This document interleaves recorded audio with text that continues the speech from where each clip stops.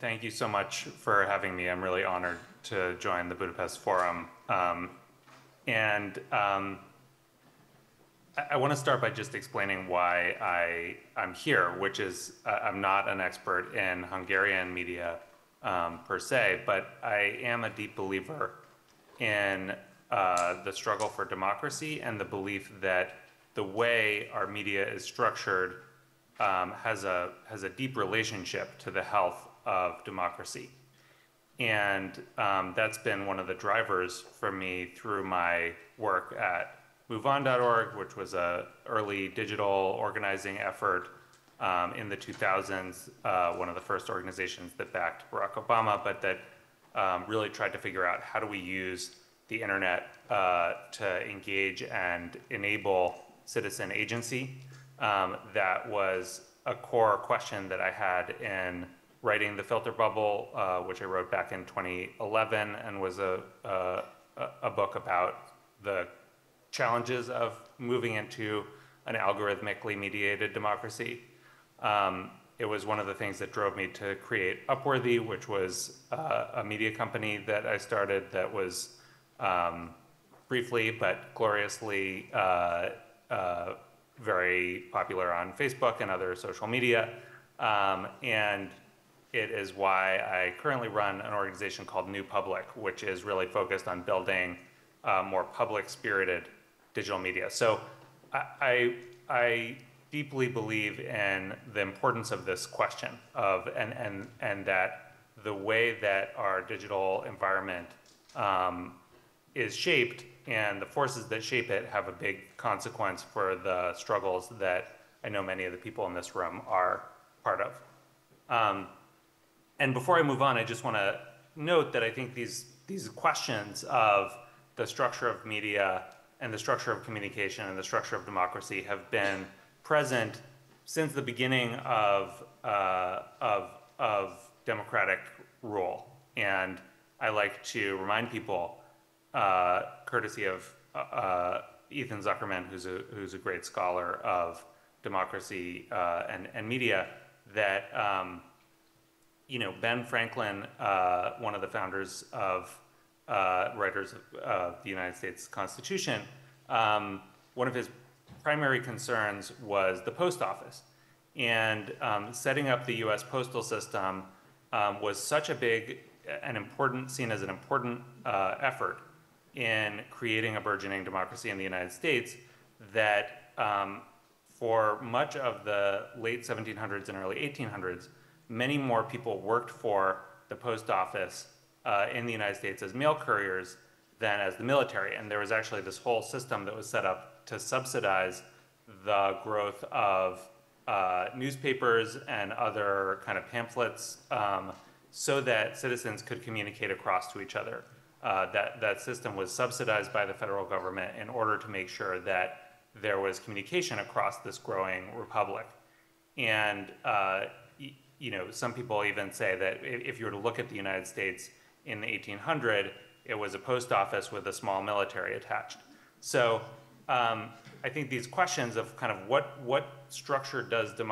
media structure does democracy need is really critical. And I know in Hungary, again, not being an expert, but just understanding a bit about what is happening there, we've seen how critical independent media has been for preserving democratic values, and the way that those, and then the structural challenges that are created when state media and independent media have to contend. So I want to tell you a little bit about sort of how my thinking has evolved on filter bubbles since I started thinking about them in 2010. And then I want to get to kind of what do we do? What are the options for moving forward in this very fragmented and algorithmically mediated moment? So I first started thinking about the filter bubble when I noticed something that was going on my Facebook feed, where I had tried to make some friends who were not part of my normal kind of progressive left bubble. And I had added them on Facebook, but I noticed that I wasn't seeing their posts. And as it turned out, Facebook's algorithm was essentially noticing that, well, I said that I wanted to hear from these friends. Actually, my behavior was suggesting that I was more interested in media that reinforced my own beliefs in more progressive media, and basically edited them out. And I thought, that's frustrating. That's going to be a problem if that happens at scale. Then I encountered the fact, which still many people actually don't know, that Google was also personalizing its search results. And so, things have changed a bit here on the Google front. Google has kind of corrected some of the most egregious problems here, but still, when I searched for relevant political terms in 2011 and asked friends to search for them, we got different results, and we got different results based on our search histories and based on who Google imagined that we were. So this was kind of the start of my going down this path of really trying to understand what might it look like if we live in a world where there's a kind of algorithmic filter that surrounds all of our information experiences, that's sorting in the information that we might find enjoyable, desirable, and that's sorting out the stuff that we might find difficult or confronting. And that's what I called the filter bubble. And it's worth saying that this, some of these dynamics are not new. Media has always reflected different value systems and different flavors of human experience. But part of what's distinct about the filter bubble world is that we don't actually know on what basis the algorithm is sorting information in or out. And therefore, we don't actually know what subset of the total available information we're seeing. We don't know how skewed the information that we're seeing is. And it struck me back in 2011 that this was of concern, that this was something that could have a poisonous effect on democratic discourse, because it would make it very difficult for different groups to speak across to each other. And it would make it very difficult for people even to understand, to imagine what other people might be seeing or experiencing. And I think if we flash forward to 2024 in the United States, I can tell you that that is absolutely the case. And that we live in a world where, I watched the presidential debate between Donald Trump and Kamala Harris, and there are times where even I, as someone who's following politics closely and who knows, reads a lot of political information, I was just lost with some of the things that Trump was saying, because I don't live in the bubble that he lives in. And so some of his references and some of the dynamics that he was describing simply were unclear to me. And I thought, if that's true for me, that's even more true for lots of people who are paying much less attention.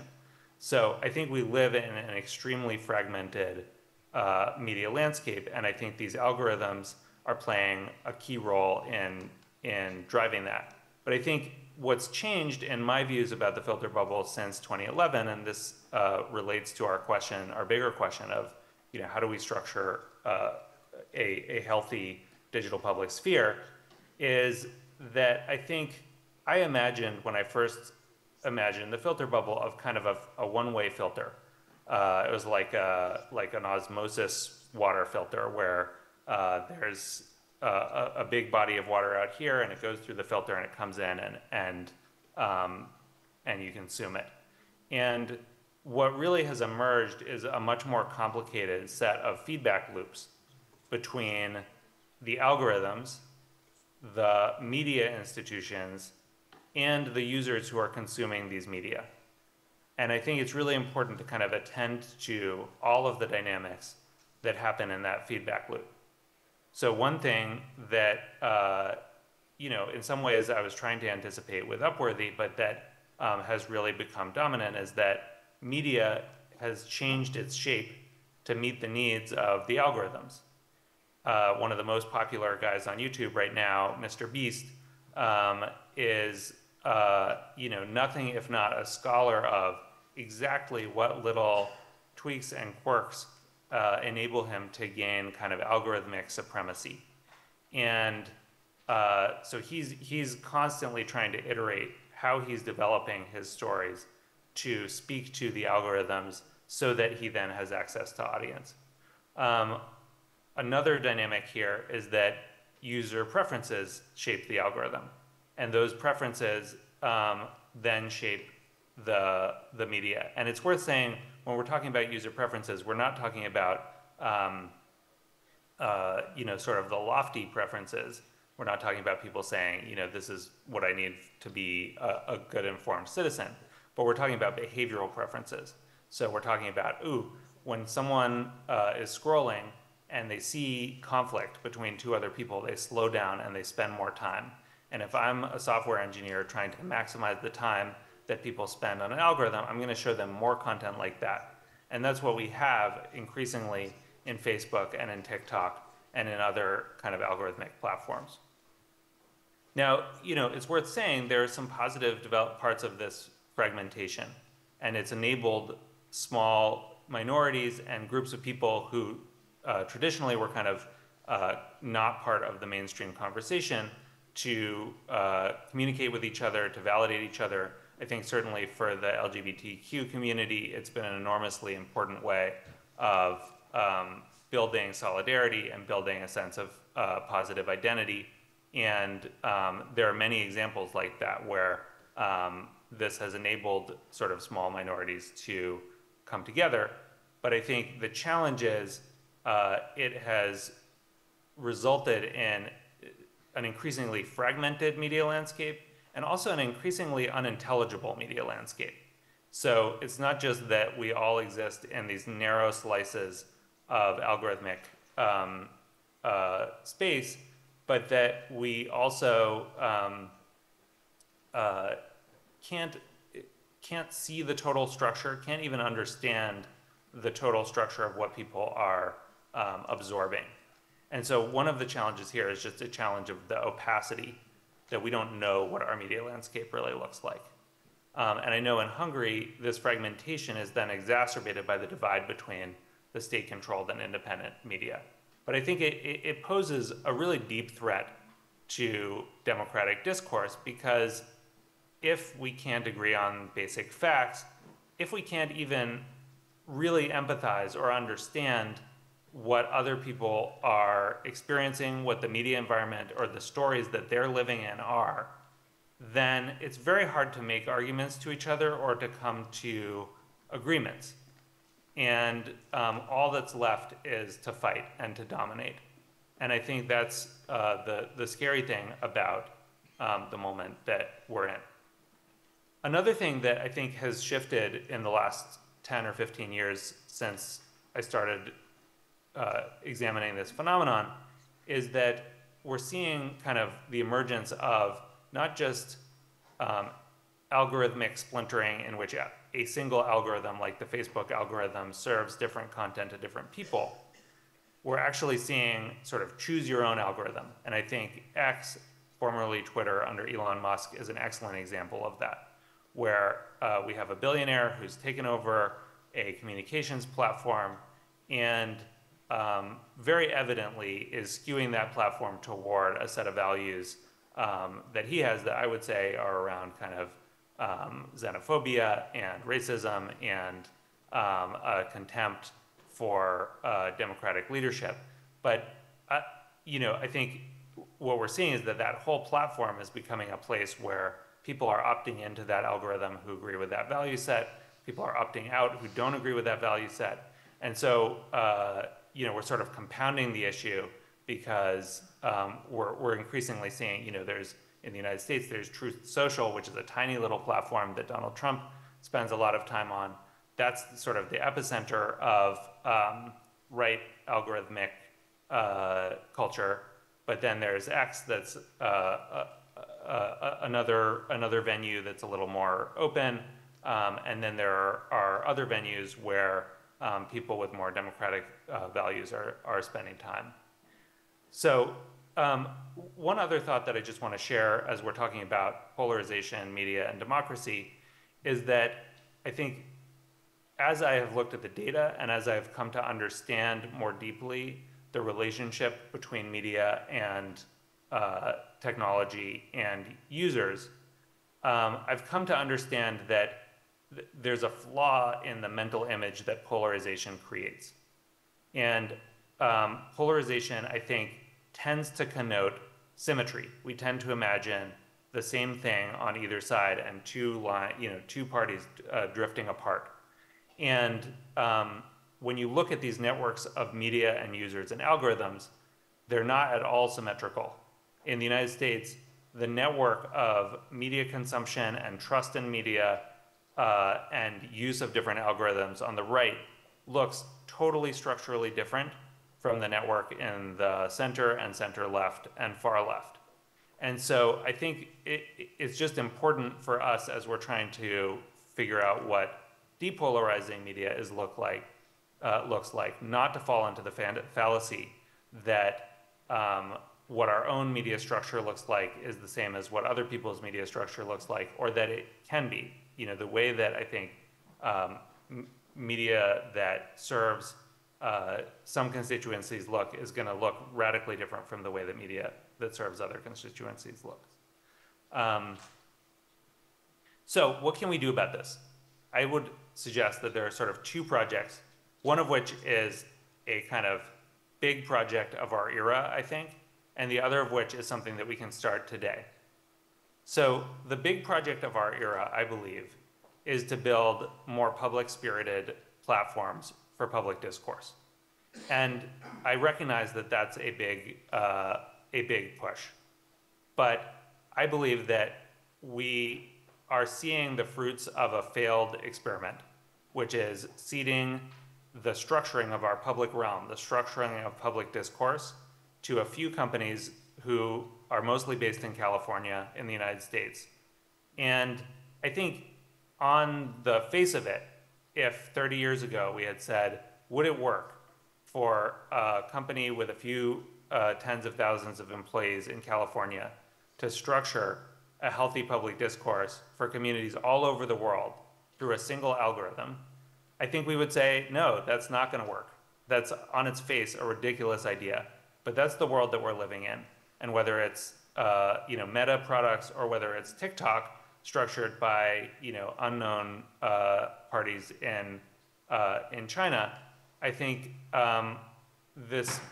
we can say conclusively that this is not a media ecosystem that serves democratic values. And so I think in that same spirit as the post office was created and as so many kind of important democratic institutions were created, we need to really think about what a durable, decentralized, and collectively governed digital public ecosystem looks like. And we need to not cede the coding of these algorithms to companies that are essentially trying to serve advertisements and make as much money for their shareholders as they can. So that's kind of the big project. And my organization, New Public, is very focused on that project. And if you're interested in joining it or joining us or hearing more about it, I would welcome your help and support. But I think the other project that is critical is building storytelling that speaks both to democratic values and civic values, but that also actually speaks to the place where people are and to their needs and emotions and values. And I'll just say, in my experience in the United States, our independent media often speaks into its own very small and elite echo chamber. And it's not very interested in the lived experience of people outside of elites. It's not very interested in the emotional experience of people outside of elites, or even the emotional experience of people in general. And so as a result, it cedes a lot of ground to more algorithmically savvy and mercenary characters who are trying to manipulate and divide people. I always remember a focus group that I observed once around climate change. And this was a woman who lives in Texas in the United States in a kind of rural area. And she said something that struck me as like extremely honest, which she said, I can't deal with believing in climate change because I don't need another source of guilt in my life. I have enough sources of guilt, and I can't really handle having another source of guilt. Now, you might look at that woman and judge her and say, well, this is the reality, and you need to kind of come along with the program. But I think she's actually offering a really important set of emotional information about what she needs in order to come along with engaging with that narrative. And I think that those of us who care a lot about a fact-based ecosystem and an ecosystem that serves citizens need to do more to meet people where they are in their lives and in their emotions so that we can actually make it through the algorithmic bubble. And so I think there's this really important project of retooling and building civic media that speaks to people where they are and in the bubbles that they're in. And I think that's something that can start today. That's something that's as small as starting a YouTube channel or starting an Instagram feed. I think that work is really important too. So I guess what I'm suggesting at the end of the day is that both we need to work on a bigger reconstruction of how we're building our public sphere, and we need to work with the public sphere we have. And that means meeting people in a way with stories and values that resonate where they are, and really listening instead of just speaking our truth and expecting them to tune in. At the end of the day, I think the fight for a healthy media system and a healthy algorithmic ecosystem is the same as the fight for a healthy democracy. A core task of democracy is to help communities see and shape themselves, to give us agency and autonomy and a sense of agency and autonomy together. And media plays a critical role in helping us understand who are we, what are our options, how can we act together, which is in turn a critical piece of feeling like a citizen. And I know in Hungary and around the world, this fight is more critical than ever, and this is a critical moment, and it's a critical moment here in the United States as well. And so I thank all of you for all of your efforts and all of your work in this area. We're in parallel struggles, and I have great faith in our ability to move things forward toward a better democracy and a better public sphere. Thank you.